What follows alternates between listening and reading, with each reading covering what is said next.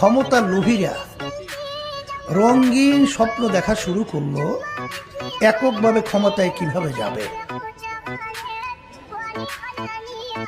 তারা ষড়যন্ত্রের মাধ্যমে, আমরা তো সরল মনে পথ চলতেছিলাম, কিন্তু সেখানে বিভিন্ন ধরনের ষড়যন্ত্রের জাল তৈরি করে আমাদেরকে ক্যাসকা কল, বুঝেন, ক্যাসকা কল, আমাকে ক্যাসকা কলে আমাদেরকে ফালাবার জন্যে বিভিন্ন ধরনের ষড়যন্ত্র তৈরি করলো।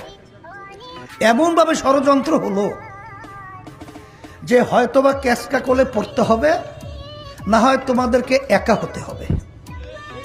আপনারা দেখেছেন যে অন্যান্য আমাদের সঙ্গে যে রাজনৈতিক ইসলামী দলগুলো ছিল, তাদের উল্লেখযোগ্য নেতাদের আসনে তারা প্রার্থী রাখে নাই, কিন্তু ইসলামী আন্দোলন বাংলাদেশে প্রতিটা আসনে তারা প্রার্থী দিয়ে দিল। মানে তাদেরকে আটকালো, আমাদেরকে বের করার জন্য ক্যাসকাকল তৈরি করলো। এখন হয়তোবা তোমরা এখানে থাকবা, অথবা তোমরা বের হইলেও বাংলাদেশের ভিতরে একা থাকবা। কিন্তু আল্লাহর রহমতে, আপনাদের দোয়ায়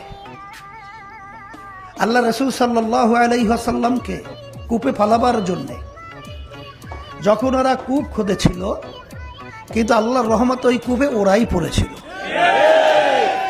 ইসলামী আন্দোলন বাংলাদেশ আল্লাহর রহমতে এখন একা নয়। লা তাহজান ইন্নাল্লাহা মা'ানা, আল্লাহ রাব্বুল আলামিন আমাদের সাথে আছে। শুধু তাই নয়, আজকে আপনারা দেখবেন ওরা একা হয়ে গেছে।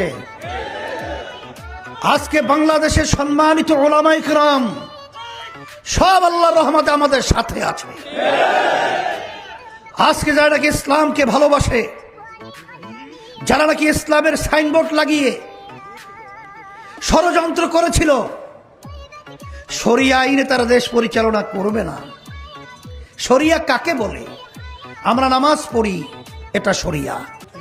আমরা রোজা রাখি, এটাও শরিয়া। আমরা হজ করি, এটাও শরিয়া। আমরা দিনের কার্যক্রম পরিচালনা করি, এটাও শরিয়া। তারা শরিয়া আইন অনুযায়ী দেশ চালাবে না, তাহলে তারা কি নামাজ বাস্তবায়নের চেষ্টা করবে না? তারা কি ধর্মের অনুপ্রেরণা এবং নীতি অনুযায়ী চলার ব্যবস্থা তারা করবে না? তারা কি করবে? তারা ইসলাম থেকে বিচ্ছিন্ন হয়ে গেছে। এবং যারা নাকি বাংলাদেশের 92% জনের মতো মানুষ মুসলমান, সেই মুসলমানদের ধর্ম হলো ইসলাম, তাদের জীবনের চেয়ে মূল্য হলো ইসলাম।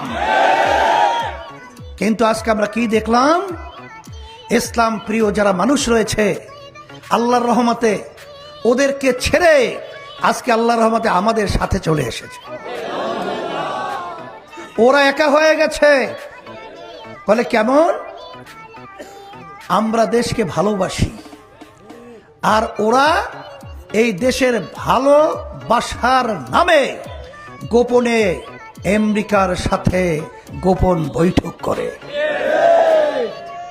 আমরা দেশকে ভালোবাসি, আর ওরা দেশকে ভালোবাসার নামে ওরা ভারতের সঙ্গে গোপনে বিভিন্ন ধরনের ষড়যন্ত্রের বৈঠক করে।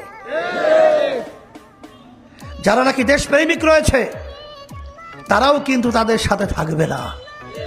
এদিক থেকে ওরা একা হয়ে গেছে।